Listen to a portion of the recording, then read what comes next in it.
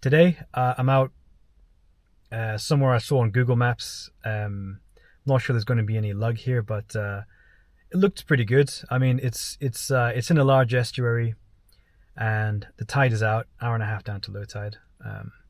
There's a little bit of fresh water joining where I'm going to be digging as well. So, in the past, that seems to have been a winning combination, but we'll certainly see today. All right. Did I mention sand? I can't remember if I mentioned sand. Yeah, so I was reading this study about, blow lugworm and the habitats they prefer, and it was saying that the sand can't be too coarse, and also it can't be too fine. So I guess what you're looking for is medium. What you're looking for is medium sand. So let's get out there and see if we can find some medium sand. All right. Okay, so just walking along now. As you can see, there's lots of rocks. Doesn't look like the sort of place that's going to hold worms, so not exactly the look at this. It's lots of like broken up shell as well in there.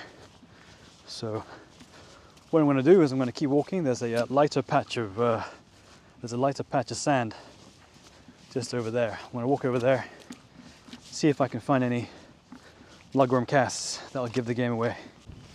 Okay, I've been walking for about 10 minutes and I've yet to see any decent sized lugworm casts. The casts are these little squiggly bits of sand that they excrete from their burrows. Let's get a bit of a trench dug, see if there's any worms. Oh, that's rocky. Oh, that's very rocky. No, there's not going to be any worms here. Try a little deeper. 2 forks deep usually does it. No. Oh. This isn't the sort of ground you would find lugworm, I don't think. Nah, terrible. Okay, fill my hole back in. Well, I think this area might be a bust. Okay, so that last place was a complete disaster. It was way too rocky and I couldn't find any worms whatsoever, so I'll know not to go back there. You can see now I'm on a different spot. It's decent sand here with quite a lot of blow lug casts. Oh, there we go. It's our first worm. Get my rinse.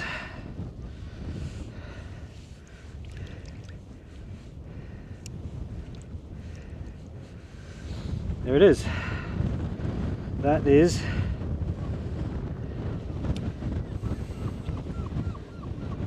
small to medium sized blow lug. So what I'll do is I'll move further down towards the low water mark, see if I can find some bigger ones. I'll keep this on just in case that's the only worm I get this session. Always make sure to fill in your hole afterwards, so you're not creating a hazard for anyone else coming down here.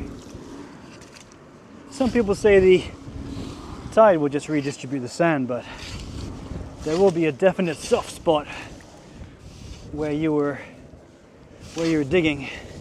So last thing you want is some dog or some kid running along suddenly sinking their leg in, doing themselves some damage. So do what you can.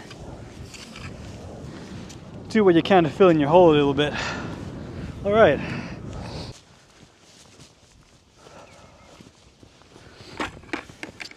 Nice little cluster here. Let's have a look. There we go. Okay. That's a bit bigger, see? So let me get the other one. So as we've come down towards the low tide line, you can see the worms getting slightly bigger, which is good. So what I'll do is I'll put this, no, I'll keep that guy. So Oh, he was about 2 forks deep as well here. See if there's any of his friends kicking about.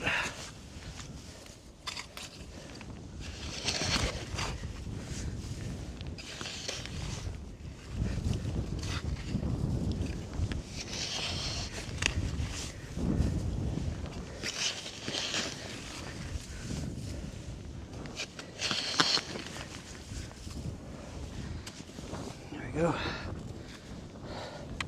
3.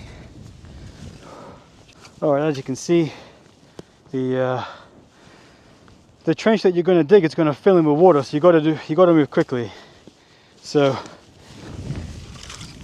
you can kind of help yourself a little bit by taking off the first fork of sand, backfilling as you go, and then coming in a bit deeper.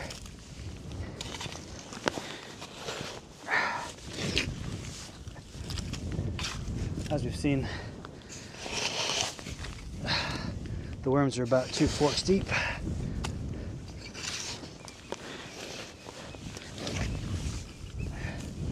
As you can see, I've created a bit of a dam.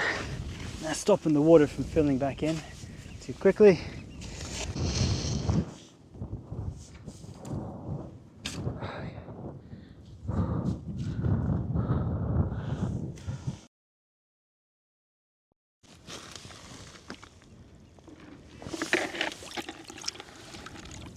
What you want to do is just give your worms a rinse, get off any excess mucus and sand. Water's pretty clear, that's good enough.